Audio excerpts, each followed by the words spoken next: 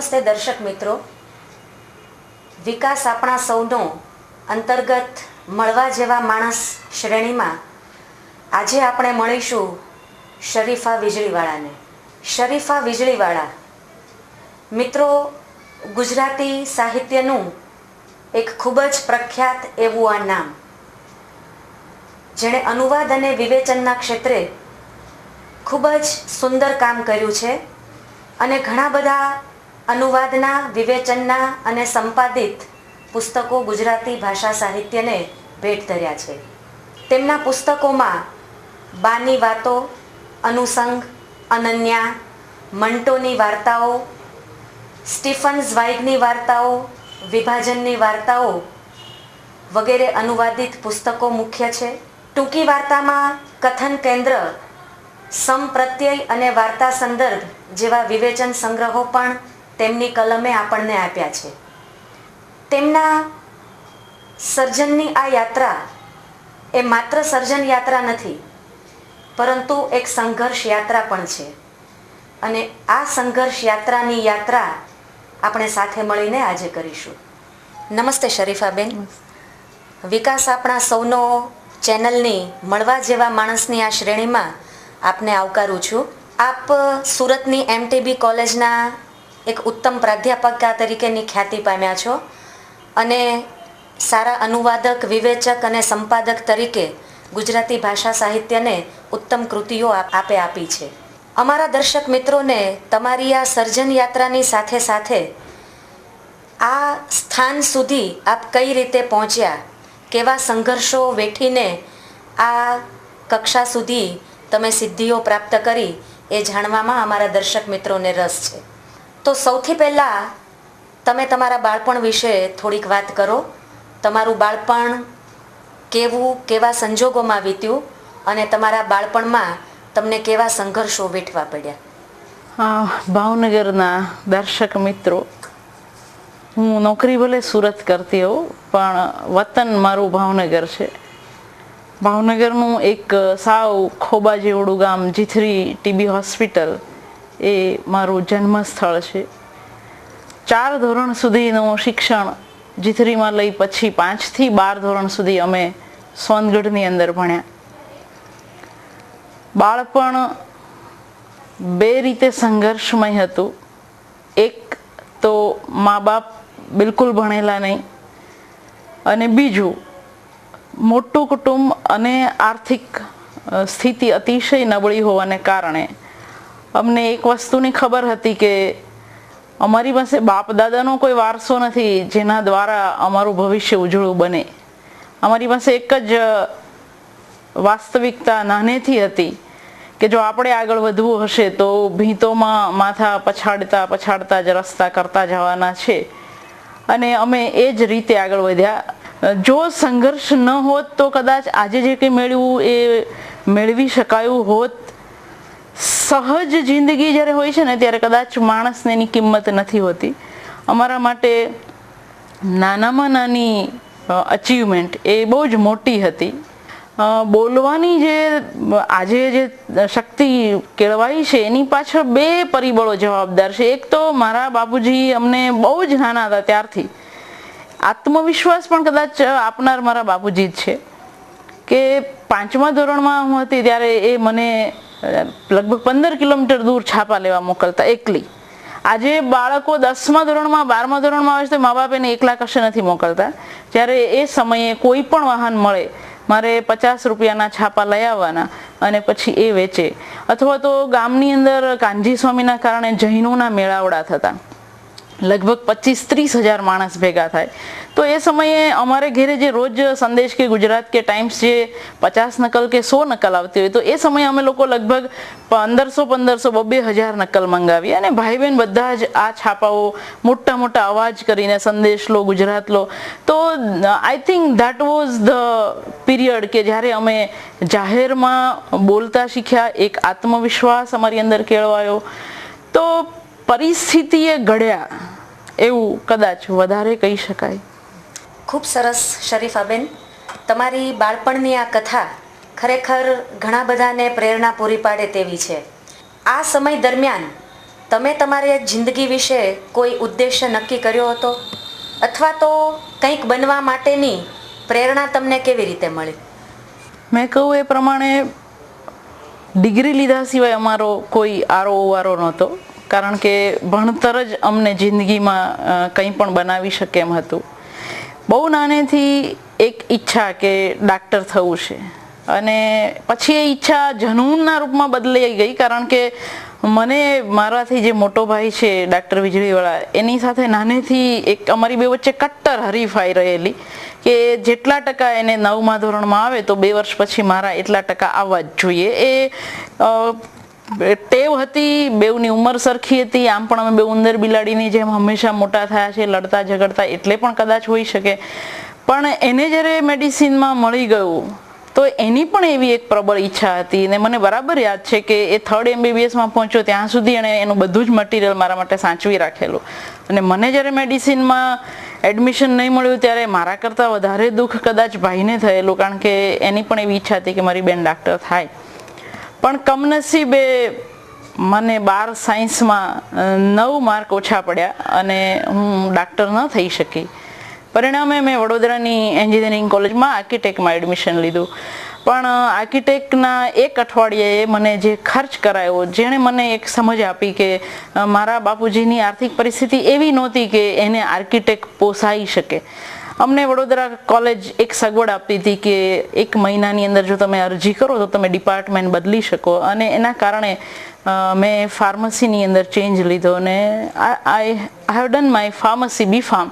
અને એક વસ્તુ એ પણ હતી કે મેં એક સ્કૂલ હેલ્થ પ્રોજેક્ટ દરમિયાન એક શિક્ષકોની ટ્રેનિંગ કરેલી, સાયન્સના ટીચર્સની 11-12ના. તો એમાંથી એક વ્યક્તિએ મને કહેલું કે તમે કોઈ દિવસ શિક્ષક થવાનો વિચાર કર્યો છે? આઈ સેડ કે નો, નેવર. તેમણે કહ્યું કે તમે વિચાર કરો, કારણ કે તમે કદાચ જન્મજાત શિક્ષક છો. તો કદાચ મને લાગે છે કે એ પહેલી વ્યક્તિ એવી હતી વડોદરા એક્સપેરિમેન્ટલ સ્કૂલના પ્રિન્સિપલ મિસ્ટર પટેલ કે જેણે મને કહ્યું કે you can be a teacher. અને એ જ વર્ષે એક એવી, આને ડેસ્ટિની કહી શકાય, નિયતિ કહી શકાય, કે એક તક આવી કે સિતાંશુ મહેતા રાજકોટ સૌરાષ્ટ્ર યુનિવર્સિટીના વાઇસ ચાન્સેલર તરીકે ગયા, અને 1 વર્ષની જગ્યા ખાલી પડી જે લેક્ચરર તરીકે મને મળીને. That was the turning point of my life, કે ત્યારથી હું સાહિત્ય બાજુ વળીને ફાર્મસી ભૂલી ગઈ. પણ એવું નથી કે હું ફાર્મસી ભૂલી ગઈ છું, આજે પણ મારું દવાનું જ્ઞાન હું હોસ્ટેલના છોકરાઓ પાછળ વાપરું છું. શરીફાબેન, તમારી કારકિર્દીની આ કથા ખરેખર એક થ્રિલ જન્માવે એવી છે. તમારે બનવું હતું ડૉક્ટર. તમને ક્યારેય એવું લાગ્યું છે કે ડૉક્ટર તમે નથી બની શક્યા એ તમારી જિંદગીની સૌથી મોટી નિરાશા હોય? મને એક અફસોસ કાયમ રહ્યો છે કે ડાક્ટર બની હોત તો સારું હતું. પણ જ્યારે હું મારા વિદ્યાર્થીઓ સામે આ વાત કરતી હોઉં છું ત્યારે એ લોકો બધા એકદમ આનંદથી એવું કહેતા હોય છે કે ભગવાને સારું કર્યું કે તમને ડાક્ટર ન બનાવ્યા, તો જ અમને આવા શિક્ષક મળ્યા. ત્યારે કદાચ મને એવું લાગે છે કે દરેકના નસીબમાં, કપાળે કદાચ પહેલેથી લખાયેલું હશે કે એણે શું થવાનું છે. નહીતર આવી રીતે કાન પકડીને ઊંધો ક્યાં ફાર્મસી એન્જિનિયરિંગ કોલેજ વડોદરાની. એક તક એવી પણ હતી કે બધા અમારા ક્લાસમાંથી અમેરિકા જતા રહેતા હતા. થોડીક કોશિશ કરવાથી એ પણ કદાચ શક્ય બન્યું હોત. પણ ક્યાંક કશેક તમારો રસ્તો નક્કી હોય છે, અને પછી એ રસ્તે તમને સફળતાઓ મળતી જાય, પછી પેલો અફસોસ ઓછો થતો જાય. એટલે આજે કદાચ હું પાછળ ફરીને જોઉં તો મારા એ અફસોસની માત્રા ઓછી થઈ છે. પણ જો હું નિખાલસપણે કહું તો એ અફસોસ સાવ ખલાસ થઈ ગયો છે એવું કદી નથી થયું. શરીફાબેન, આપે વાત કરી કે 9મા ધોરણ સુધીમાં લગભગ ગુજરાતી સાહિત્યની તમામ નવલકથાઓ આપ વાંચી ચૂક્યા હતા. તો આજે અમારા દર્શક મિત્રોને અને ખાસ કરીને અમારા વિદ્યાર્થી મિત્રોને આપ એ વાત કરો કે આ વાંચનની જિજ્ઞાસા તમારામાં કેવી રીતે જન્મી, અને આ વાંચનથી તમારા દરેક ક્ષેત્રોમાં તમને શું ફાયદો થયો? હું એવું માનું છું કે વ્યક્તિને જો કોઈ ઘડી શકે તો પુસ્તક જ ઘડી શકે, અને બીજું કોઈ નહીં, બીજું કશું જ નહીં. શિક્ષકનો ફાળો પુસ્તક તરફ વાળવા પૂરતો હું સ્વીકારું છું. એટલે ધારો કે મને નાનપણમાં એવા શિક્ષકો ન મળ્યા હોત, દાખલા તરીકે ચોથા ધોરણમાં એક શિક્ષક હતા જે રોજ અમને બાંગ્લાદેશ, હું ચોથામાંથી બાંગ્લાદેશનું યુદ્ધ થયું, જે રોજ સવાલો પૂછતા, અને એના કારણે રાજકારણ, છાપાઓ અને રાજકારણની સાથે સંકળાયેલા અન્ય ક્ષેત્ર, હું આજે પણ વિદ્યાર્થીઓને હંમેશા કહું છું કે કોઈ ક્ષેત્ર એક મેઘથી સ્વતંત્ર નથી. એટલે તમે ભાષા ભણો છો, ઇટ ડઝન્ટ મીન કે તમને રાજકારણ નહીં ખબર હોય તો ચાલશે. મહાશ્વેતા દેવીની એક નવલકથા સમજવા માટે તમને નક્સલાઇટ મૂવમેન્ટ ખબર હોવી જ અનિવાર્ય છે, અથવા તો રવ દેસાઈનો ભારેલો અગ્નિ જો હું વાંચતી હોઉં તો મને 1857નો વિપ્લવ ખબર હોવી જોઈએ. એ જ રીતે મુનશી વાંચવા માટે મને ગુજરાતનો ઇતિહાસ ખબર હોવી જોઈએ. તો આ વસ્તુ પુરવાર કરે છે કે પુસ્તકો તમારું સમગ્ર વ્યક્તિત્વનું ઘડતર, તમારી અંદરનો આત્મવિશ્વાસ, અને જે હું વારે વારે કહું છું કે તમે મને કોઈ પણ વિષય આપો, હું આજે બોલી શકું છું, તો એની પાછળ જે પરિબળો જવાબદાર છે એ મુખ્યત્વે પુસ્તકો છે. શરીફાબેન, આપે અનુવાદો, વિવેચનો, સંપાદનો જેવા અનેક ક્ષેત્રોમાં ખેડાણ કર્યું છે, તો આપના મનગમતા વિષયો કયા રહ્યા છે? કેવા પ્રકારના અનુવાદો અથવા તો કેવા વિષયમાંથી આવતી વાતોમાં તમને કામ કરવાનું હંમેશા ગમ્યું હોય? મારો મૂળભૂત રસ એ વાર્તા રસ. એટલે કોઈ પણ વાર્તા કે નવલકથા કશું પણ હોય, જો સ્ટોરી એલિમેન્ટ એની અંદર ન હોય તો હું ભાગ્યે જ એને હાથ લગાવું. એટલે જ્યારે મેં અનુવાદો કર્યા, એ સ્ટીફન ઝ્વાઇગ હોય કે દુનિયાના કોઈ પણ વાર્તાકારના મેં અનુવાદો કર્યા, ત્યારે દરેક જગ્યાએ વાર્તા તત્વ તો હતું જ. અને તમે એક વખત સ્ટીફન ઝ્વિગ જે લોકો વાંચે એ લોકો સમજી શકે કે આપણે જે ઘટના તત્વના લોપને આને તેને બધી જે ચર્ચાઓ કરીએ છીએ, એકવાર ઝ્વાઇગ વાંચો, તમને તમારા બધા જ જવાબ મળી જશે કે કોઈ પણ વજનદાર ઘટના વગર આ માણસ 80 પાનાની વાર્તા, અને છતાંય તમારે એક બેઠકે પૂરી કરવી પડે એની વાર્તાઓ, એ પ્રકારની વાર્તાઓ. અને બીજો એક હેતુ અનુવાદ કરવા પાછળ એ પણ ખરો કે જે ઉત્તમ વાર્તાઓ અંગ્રેજી હોવાને કારણે બીજા લોકો નથી વાંચી શકતા, માસ, એ આ વાર્તા વાંચે, એના પોતાના માપદંડો ઊભા કરે કે માત્ર મારી જ ભાષાની વાર્તા એ ઉત્તમ છે, એવું જે આપણે માની બેઠા છીએ એવું નથી. જે પ્રજા પાસે સંસ્કૃતિ, સંગીત, શિલ્પ, સ્થાપત્ય બધું જ એક છે, એ પ્રજાને અચાનક એવું શું થયું કે એ એકબીજાની સાથે દુશ્મનની જેમ વર્તતી થઈ. તો મને એવું લાગ્યું કે આના ક્યાંક મૂળ હોવા જોઈએ, અને પાછા પગલે જતા મને એના મૂળિયા ભારત પાકિસ્તાનના ભાગલા અને એની આગળના 10-15 વર્ષની જે પરિસ્થિતિ ત્યાં લઈ ગયા, અને એના પરિણામે 2 પુસ્તક, એટલે લગભગ મેં 50 વાર્તા અનુવાદ કરી. એની અંદર એક બહુ જ જાણીતો ઉર્દુ વાર્તાકાર સાદત હસન મંટો, જે મારો બહુ જ પ્રિય વાર્તાકાર નાનપણથી રહ્યો છે, એની 22 વાર્તા મેં ગુજરાતીમાં અનુવાદિત કરી. અને પછીથી મને એવું લાગ્યું કે આ વિષય છોડવા જેવો નથી, એટલા માટે મેં વિભાજનને વિષય બનાવતી, ભારત પાકિસ્તાનના વિભાજનને વિષય બનાવતી ભારતીય અને પાકિસ્તાની બેઉ વાર્તાકારોની વાર્તાઓની 27 વાર્તાઓનો ગુજરાતી અનુવાદ કરી અને એક પુસ્તક આપ્યું. તો જો મારી ભાષામાં નથી લખાયું તો બીજી ભાષા પાસેથી લાવવું પડે. એટલે અનુવાદનું મારું એક મિશન આ છે કે કારણ કે મારી ભાષામાં નથી લખાયું, મને એનો અફસોસ પણ છે કે મારી ભાષામાં કેમ નથી લખાયું. મારી ભાષાના સાહિત્યકારને પરદેશની પીડા અડે, વિશ્વયુદ્ધની પીડા અડે, પણ એના ઘર આંગણે જે લોહીની હોળી ખેલાય એ એને કદી પણ, ગુજરાતી સર્જકની કદાચ આ મર્યાદા છે, એની પાસે કદાચ પ્રણય ત્રિકોણ અથવા સ્ત્રી પુરુષ સંબંધથી આગળ અમારી ભાષાનો સર્જક નથી જઈ શક્યો. We have to accept this bitter reality. કોઈક રીતે મને ભલે ગાળ પડે તો પણ આ વાસ્તવિકતા છે અને એ સ્વીકારવી પડે આપણે. શરીફાબેન, જ્યારે તમે વિભાજનની વાત કરી અને વિભાજનના પરિબળો કયા છે એની શોધ માટે તમે તમારી જે આખી સર્જનની દિશાને વળાંક આપ્યો, તો એક મુસ્લિમ સ્ત્રી તરીકે તમને કોઈ એવા અનુભવો થયા છે કે જેણે તમને વેદના પહોંચાડી હોય? એવા કોઈ એકાદ પ્રસંગની વાત કરો. આમ તો અમારું બાળપણ જે છે એ બહુ જ નાના ગામડામાં વીતેલું, અને ખાસ કરીને અમે દયાનંદ સરસ્વતીના ગુરુકુલમાં ભણ્યા, એના કારણે બિન સાંપ્રદાયિકતા એ અમારા લોહીમાં ભળેલી હતી. એટલે 12 ધોરણ સુધી કોઈ દિવસ હું શરીફા છું અને એટલે બધાથી જુદી છું એવું ભાગ્યે જ મને ચવલ્લે અનુભવ થયો. પણ પહેલો અનુભવ હું શરીફા છું એવો મને વડોદરાની હોસ્ટેલમાં થયો ક્રિકેટ મેચ જોતી વખતે, જ્યારે આ પહેલી ક્ષણ હતી જ્યારે મને કોઈએ કહ્યું કે તારાવાળા જીતે છે એટલે તને મજા આવતી હશે. બહુ જ ગુસ્સે થયેલી, પણ પછી ભૂલી પણ ગયેલી, કારણ કે જે મિત્ર વર્તુળ હતું એની અંદર ક્યારેય આ વસ્તુ નહોતી પ્રવેશી. પણ મને જિંદગીની સૌથી વધારે કડવાશ જે પ્રસંગ આપી ગયો હોય અને કદાચ મરતા સુધી મારી અંદરથી એ કડવાશ નહીં જાય, એ મને સુરત શહેરમાં ઘર નહીં મળવાને કારણે મને લગભગ બધા જ બિલ્ડરે એક જ જવાબ આપ્યો કે કારણ કે તમે મુસ્લિમ છો એટલે જો તમને ઘર આપીએ તો અમારા બાકીના ફ્લેટ ન વેચાય. મને ઘણી બધી વાર ગુસ્સો આવતો કે તમે બીજી કોઈ વ્યક્તિ ફ્લેટ લેવા આવે ત્યારે તમે પેલું ખાવ છો કે નહીં. અમે લોકો 5મા ધોરણથી શુદ્ધ શાકાહારી, તમે કદાચ કેક ખાતા હશો. હું ને મારો ભાઈ જે ડાક્ટર છે, અમે લોકોએ યજ્ઞના મુખ્ય હોતા બનતી વખતે પ્રતિજ્ઞાઓ લીધેલી કે અમે કદી પણ નોનવેજ નહીં ખાઈએ, ખોટું નહીં બોલીએ. તો આજ પર્યંત એ પ્રતિજ્ઞા એટલી જડપણે પળાઈ છે કે મેને ભાઈએ કોઈ દિવસ કેક સુદ્ધા નહીં ચાખી હોય, અને છતાંય દરેક જગ્યાએ મારે હું શાકાહારી છું એવું પુરવાર કરવું પડે. જે કોઈ આશા મીના રીનાને પુરવાર નથી કરવું પડતું, એ બધું જ ખાતા હોવા છતાંય ત્યારે પીડા થાય. દરેક ધર્મની વ્યક્તિએ એના ધર્મની ધર્માંધતા સામે લડવું જ પડે. દરેક મુસ્લિમે ઇમામ બુખારી સામે લડવું પડે અને દરેક હિન્દુએ તોગડિયા સામે લડવું પડે, કારણ કે તો જ તમે પેલી કમ્યુનલ હાર્મની જેને આપણે સંવાદિતા કહીએ છીએ, આ સમાજ સંવાદિતા વગર ક્યારેય ચાલી શકવાનો નથી.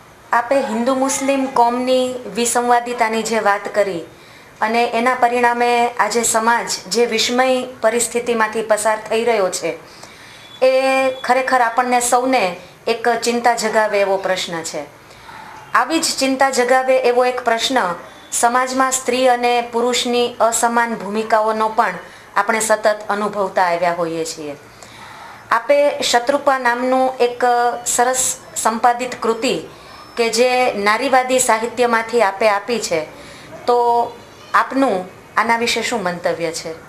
સ્ત્રી પુરુષ સમાનતા એ આપણે ત્યાં નહીં, કદાચ વિશ્વમાં પણ કોઈ જગ્યાએ નથી, દરેક જગ્યાએ. એટલા માટે તો સિમોન દ બુઆને સેકન્ડ સેક્સ નામનું પુસ્તક લખવું પડ્યું. સ્ત્રીને હંમેશા આપણો સમાજ જે પુરુષ પ્રધાન સમાજ છે એણે વુમન તરીકે જ જોઈ છે, હ્યુમન તરીકે નહીં. સ્ત્રી માણસ છે.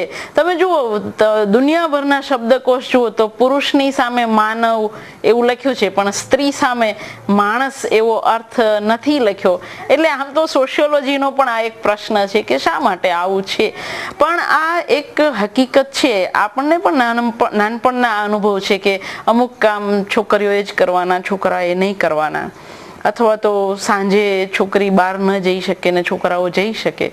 તો ક્યાંક સ્ત્રીને મળેલી ફિઝિયોલોજી, એનું જે શરીર છે એના કારણે અમુક મર્યાદાઓ સ્વીકારવી પડે છે, પણ બધી જ મર્યાદાઓ સ્વીકારવાની જરૂર નથી. સ્ત્રીની જે બુદ્ધિ છે એ પગની પાનીએ માનનારાઓ આજે દરેક ક્ષેત્રમાં એની પાછળ રહી ગયા છે, આપણે જોઈ શકીએ છીએ. અને આમ પણ હું એવું માનું છું કે જે વંચિત હોય એને જ્યારે તક મળે ને ત્યારે જનૂનથી ઝડપી લે. એટલે આજે તમે પરિણામો જુઓ, નોકરીઓની તક જુઓ, દરેક જગ્યાએ સ્ત્રીઓની સંખ્યા વધતી જાય છે. એનું કારણ જ આ છે. શરીફાબેન, આપે સાહિત્યના ક્ષેત્રમાં, અધ્યાપનના ક્ષેત્રમાં જે કંઈ ખેડાણ કર્યું અને આ આખી યાત્રા, એના સંઘર્ષોની વાત ખરેખર અમને ખૂબ મજા પડી એ સાંભળવામાં. ખરેખર ખૂબ જ પ્રેરણા મળી શકે એવી ઘણી બધી ઘટનાઓ આપના જીવનમાં બની. એક છેલ્લો પ્રશ્ન તમારી પાસેથી અમારે એ જાણવું છે કે ભવિષ્યમાં કયા ક્ષેત્રોમાં ખેડાણ કરવાની તમારી મહત્વાકાંક્ષા, અથવા તો તમારા ભવિષ્ય વિશેના તમારા સપનાઓ શું છે, તમારા ભાવિ આયોજનો શું છે? એક ઈચ્છા ગુજરાતી વાર્તાઓનો આરંભથી લઈને અત્યાર સુધીનો એક ઇતિહાસ તટસ્થ ભાવે લખવાની ઈચ્છા મારા મનમાં ઘણા વર્ષોથી છે, જો એ થઈ શકે તો. અને બીજી ઈચ્છા, કારણ કે ઘણા વખતથી મિત્રો પાછળ પડેલા છે કે તું સર્જનાત્મક લખ, તો આપણે ત્યાં આમ પણ બહેનો આત્મકથા નથી લખતી. કોઈ પણ ક્ષેત્રની ગુજરાતમાં પ્રશ્ન છે. અને હું માનું છું કે આત્મકથા લખવા માટે બે વસ્તુ જોઈએ. એક તો નૈતિક હિંમત અને બીજી નિખાલસતા, સાચું બોલવાની તાકાત. તો હું મારી જાતને અત્યારે પૂછી રહી છું કે જો તારામાં નિખાલસતા તો છે, નૈતિક હિંમત પણ છે, પણ કોઈને દુઃખ પહોંચાડ્યા વગર તમારે સાચું બોલવાનું છે જો આત્મકથા લખવી હોય તો. એના કારણે જીવતી વ્યક્તિઓ જે તમારી આસપાસ છે એને કોઈ પીડા પહોંચવી જોઈએ નહીં. આ આત્મકથા લેખનની પાયાની શરત છે. એટલે થોડા વખતથી એક મથામણ ચાલી રહી છે અને કદાચ જો ઈશ્વર મને બેસવાની તાકાત આપશે, તમે જોઈ શકો છો કે હું બહુ જ ઓછું બેસી શકું છું.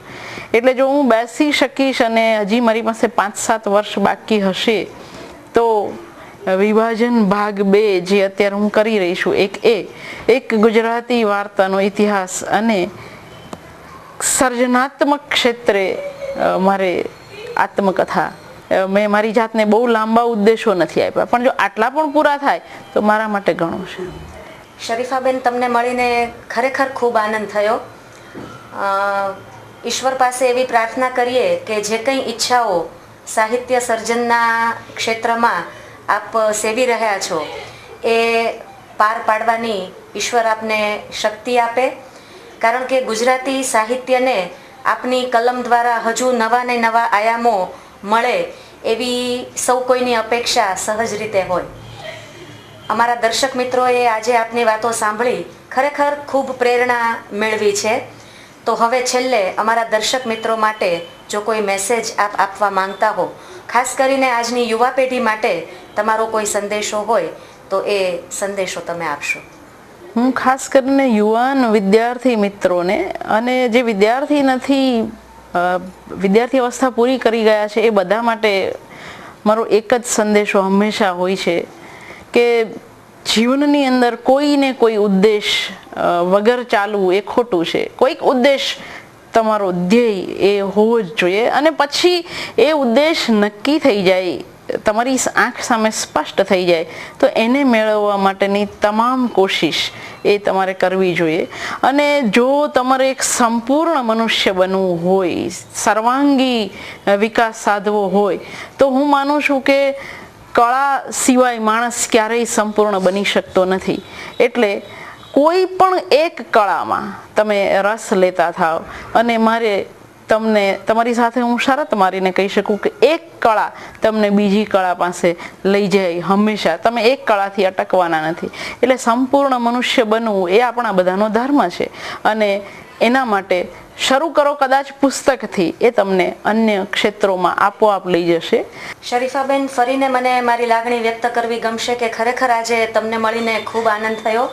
અમારા દર્શક મિત્રોને જીવન પ્રત્યેના નવા નવા અભિગમો, નવો દ્રષ્ટિકોણ કેળવવાનો એક ખૂબ સુંદર પ્રયાસ એ તમારી વાતોમાંથી જાણવા મળ્યો. તો વિકાસ આપણા સૌનો ચેનલ વતી અને અમારા સૌ દર્શક મિત્રો વતી આપનો ખૂબ ખૂબ આભાર. દર્શક મિત્રો, આ હતા શરીફાબેન વીજળીવાળા, મળવા જેવા માણસો શ્રેણીમાં. મળવા જેવા માણસોના આવતા એપિસોડમાં કોઈ આવી જ વિશિષ્ટ વ્યક્તિની મુલાકાત આપની સમક્ષ રજૂ કરીશું. વિકાસ આપણા સૌનો ચેનલ પરથી ફરી મળીએ ત્યાં સુધી ગુડ બાય.